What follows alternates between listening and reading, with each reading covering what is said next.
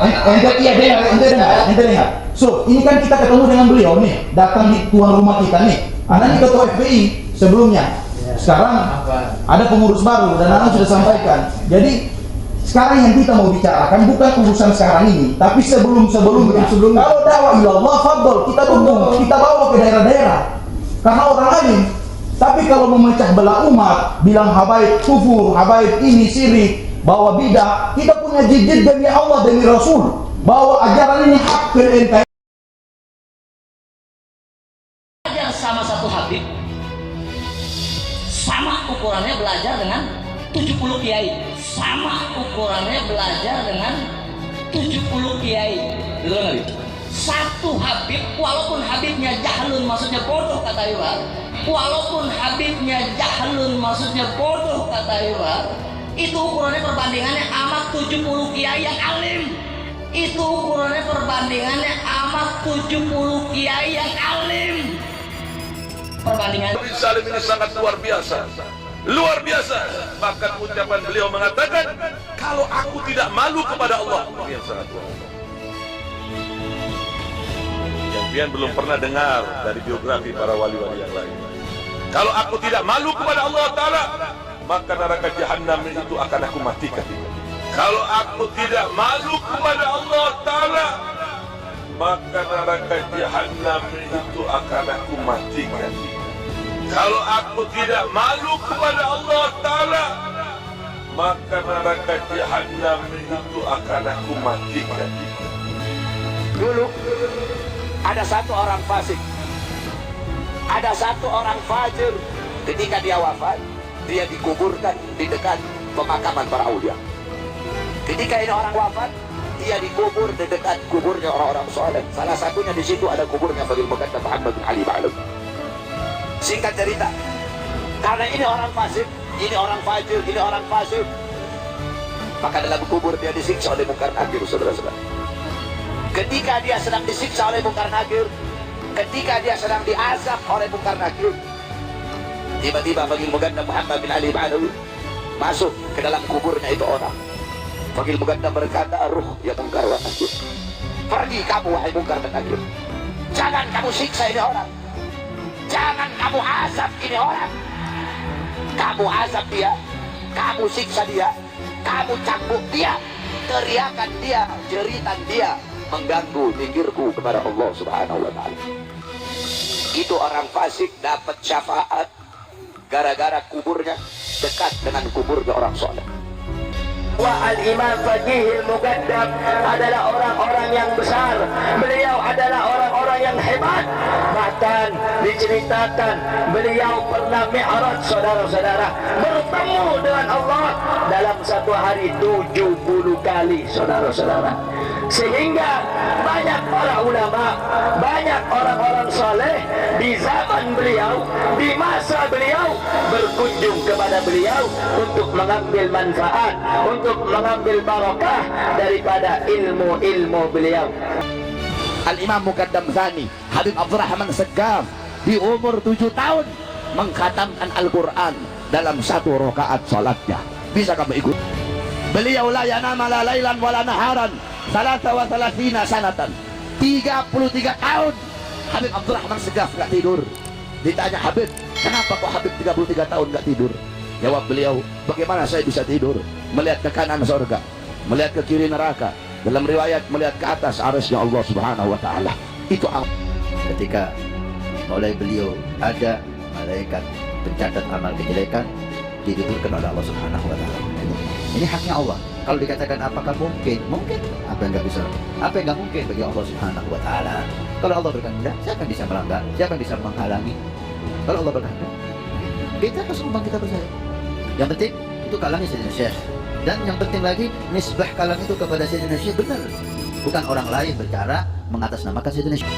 Syekh Bahar bin Salim ini yang menurunkan daripada marga Al-Hamid. Ketika beliau meninggal, ini anaknya pamer keramat. Ayo siapa ini yang kira-kira gantiin Abah?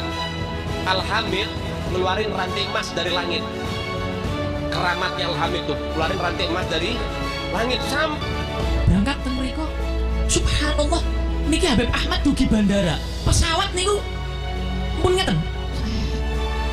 biasanya tiang nek saking nyaman kata Habib saya tongkat enten. Nggih, ngertos tongkat. Agem tongkat. Tongkat Habib Ahmad. Bahasa di bahasa Indonesia kan gitu. Nek Ahmad As-Segaf ora wali, pesawate rak balik. Udah Mbak. Nek Ahmad membahasakan ya Mbak. Ahmad bin Abdurrahman As-Segaf ora wali, pesawate rak balik. Subhanallah Pak, saksi ini kata Pak. Pesawat itu mundur Pak. Ora tahu kerungu tuh cerita pesawat mundur. Pesawat maju, mobil mundur. Gitu. Niki pesawat itu mundur Pak. Biasanya mobil mundur atret gitu. Pesawat atret rano. Pesawat atret tuh gitu nggih. Pesawat itu subhanallah mundur malih. Pilot ini ku bingung. Sedoyo niku sing bagian radar, bagian teng pundi niku lah mboten paham. Niku do bingung. Karena apa? Karomah Habib Ahmad bin Abdullah. Beliau itu polos orangnya. Lantas beliau ketika mau masuk dicegat, gak boleh, harus melihatkan keramatnya. Beliau angkat tangan kepada Allah Subhanahu wa ta'ala sambil mengatakan, ya sama subbil laban walad Abdullah dakhal adan. Wahai yang menciptakan langit, yaitu Allah, turunkan hujan susu.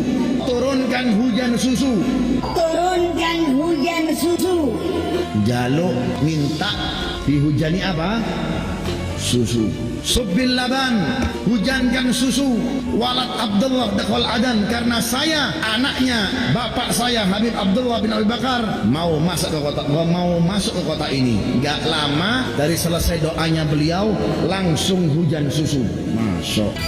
Dan setelah katanya di masjid, oh iya, habis sholat lagi. Itu kalau di masjid wali semua pasar. Ditanya, Masya Allah, di pasar kota Tahrir itu Tegal Quran.